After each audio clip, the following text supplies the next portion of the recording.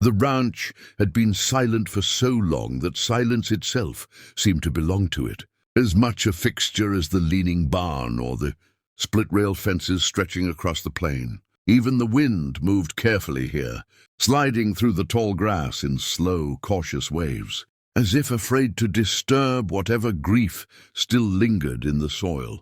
The land bore the marks of years gone by, hoofprints softened by time, fence posts bleached pale by sun and snow, a water trough cracked and dry.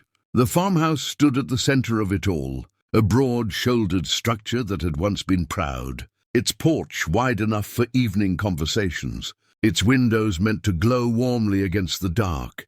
Now those windows stared back empty and dull, reflecting nothing but sky. No smoke curled from the chimney. No door creaked open in welcome. The ranch did not announce itself as abandoned. It simply waited, patient and unmoving, as though expecting someone who never came. Mara reached the edge of the property in the late morning, when the sun hung high enough to make the air shimmer. Her steps slowed not from caution, but from exhaustion, each footfall sending a sharp reminder through her body of the miles already traveled. The road behind her stretched long and indifferent, offering no reason to turn back. She adjusted the bundle slung over her shoulder, the cloth thin and worn, containing everything she still owned in the world. A spare shirt, a cracked tin cup, a photograph creased so many times the faces were almost ghosts. She paused at the fence, fingers curling around the rusted wire. For a moment she simply stood there, breathing, listening. The quiet pressed in around her, heavy but not cruel. It was different from the noise of towns that ignored her, or the roads where people passed without seeing. This quiet felt older, deeper, like a held breath. She had not planned to come here. The ranch had been mentioned in passing days earlier, a half-forgotten place spoken of by two men arguing over cards. One had said the owner lost everything to a winter that never seemed to end, that he'd walked away and never looked back. The other claimed no one could truly leave land like that behind. Mara had listened without interest then. She had no use for rumors or pity, but when the sun grew unforgiving and her strength thinned, the memory of the place returned uninvited. Shelter did not need permission, she told herself. Survival rarely asked. Still, stepping onto land that belonged to someone else, even someone who might never return, felt like crossing an unseen line. She lifted the wire and ducked beneath it, her dress catching for a moment before tearing free with a soft rip she chose to ignore. The yard was overgrown, grass reaching her knees, dotted with wildflowers that had claimed the space where order once lived. She moved slowly toward the house, every sense alert despite her fatigue. Her hand brushed the porch rail as she climbed the steps, the wood rough beneath her fingers. The door yielded easily when she pushed it, swinging inward with a sigh that sounded almost relieved. Inside, the air was cooler, thick with dust and the scent of old wood. Light filtered through the windows in long, pale beams, illuminating motes that danced when she stepped forward. Furniture sat where it had been left, chairs slightly askew, a table scarred with use. On one wall hung a faded hat, its brim curled, waiting for a head that would never claim it again. Mara lowered herself to the floor, her back against the wall, and allowed her eyes to close. Just for a moment, she told herself. Just long enough to rest her feet and quiet the shaking in her hands. Her life had become a series of temporary stops like this. Barns, empty sheds, the edges of roads, places meant to pass through, never to claim. She was careful not to settle, not to imagine. Imagination hurt too much when nothing lasted.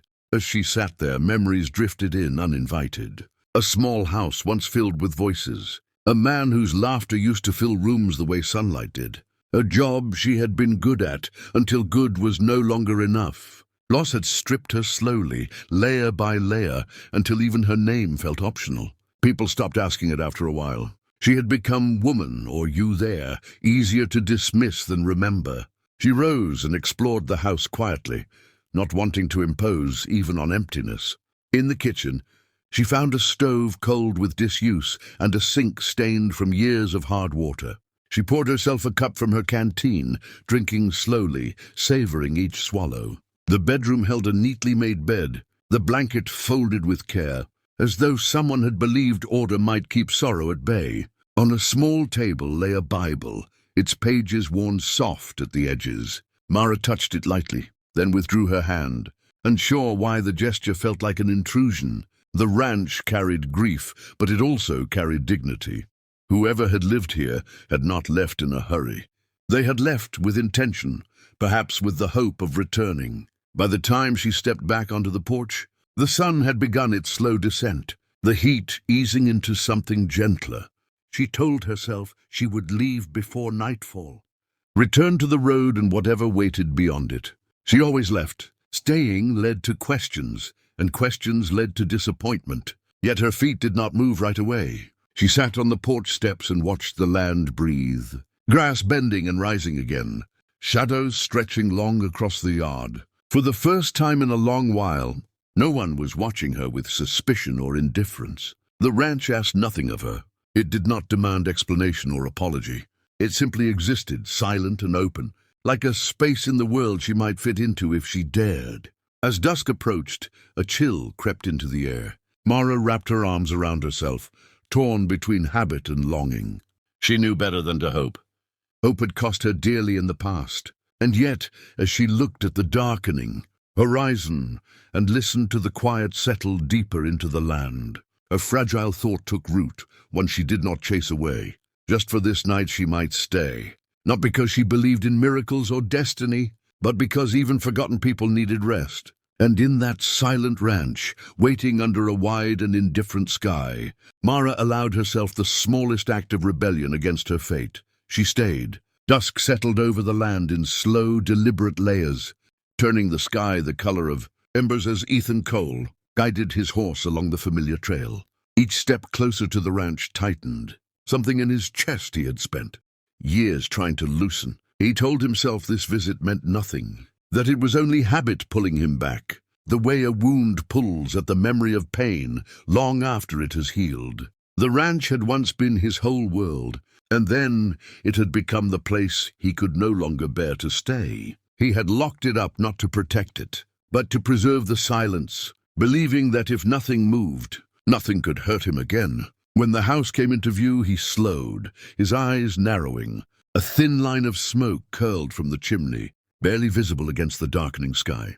For a moment he thought his grief had finally begun to lie to him. No one should be here. No one ever was. His hand tightened on the reins as he dismounted, the weight of old memories pressing down with every step toward the porch. The door was closed now, but warm light glowed through the window, cutting a sharp line through the years of darkness he had left behind. He hesitated, one foot on the porch, as if crossing that threshold might undo all the distance he had worked so hard to create. Inside, a small sound broke the stillness, the soft scrape of a chair being moved.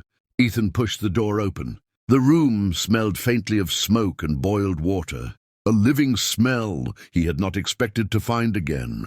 A woman stood near the stove, turning quickly at the sound of the door. She froze, her eyes wide but steady, not defiant, not afraid, just tired in a way Ethan recognized too well. The silence stretched between them, thick with unspoken questions. She spoke first, her voice quiet and careful, apologizing for being there, explaining she meant no harm and would leave immediately. Her words came out practiced, like someone who had learned how to make herself small to survive. Ethan listened without interrupting, studying her the way one studies a scar, not out of cruelty, but out of understanding. He saw the dust on her hem, the wear on her shoes, the guarded way she held herself, ready to move on at the first sign of rejection. He could have told her to go. It would have been easier. Silence had become his armor, and sharing space with another soul felt like inviting pain back in. But as she spoke, something shifted. He saw his own reflection in her posture, the way loss carved hollows into people until the world looked straight through them. When she finished, she waited, eyes lowered, already bracing for dismissal. Ethan surprised himself by saying nothing at first. He walked to the window, looking out at the land bathed in the last light of day, remembering the voices that once filled this place, the laughter that had echoed across these fields. Turning back to her, he made a decision that felt both terrifying and inevitable. He told her she could stay. not as a trespasser, not as a favor, but as someone who belonged here for as long as she needed. Mara looked up, confusion crossing her face, then disbelief. She asked if he was sure, as if expecting the answer to change if she questioned it hard enough. Ethan nodded once. He did not offer explanations. Some decisions did not need them. That night, they shared a simple meal made from what little remained in the pantry, eating in companionable silence. It had been a long time since Ethan had shared a table with anyone, and the sound of another person breathing in the room felt strange but not unwelcome. Over the following days, the ranch began to stir. Mara rose early, sweeping dust from corners that had not known movement in years. She mended what she could, planted where the soil allowed, brought order without erasing the history written into the walls. Ethan watched from a distance at first, unsure how to step back into a life he had abandoned. Slowly he joined her, fixing a fence here, clearing a field there, discovering that work done together carried less weight than work done alone. The land responded as if it had been waiting. Grass grew greener where it had once thinned. Animals returned, cautious but curious. Even the house seemed to breathe easier, its rooms filling with small sounds that pushed back the emptiness. At night they talked, about nothing important at first, then about everything they had lost. There were no promises made, no declarations of rescue or salvation, just two broken paths running alongside each other long enough to make the journey lighter. Ethan found himself laughing again, a sound that startled him when it first escaped. Mara found her name spoken aloud, not as an afterthought, but as something worth remembering. One evening, as the sun dipped low and painted the sky in gold and shadow, Ethan stood on the porch and realized the silence he had guarded so fiercely was gone. In its place was something stronger, purpose, shared and steady. The ranch was no longer a monument to grief, but a living thing again, shaped by care and quiet courage. A single decision, made without witnesses and without expectation, had changed the course of two lives. In a world that often passed the forgotten by without pause, one choice to see, to stay, and to share space had rewritten destiny itself. If this story moved you, don't forget to like the video and subscribe to the channel for more powerful Frontier Stories, where one moment changes everything.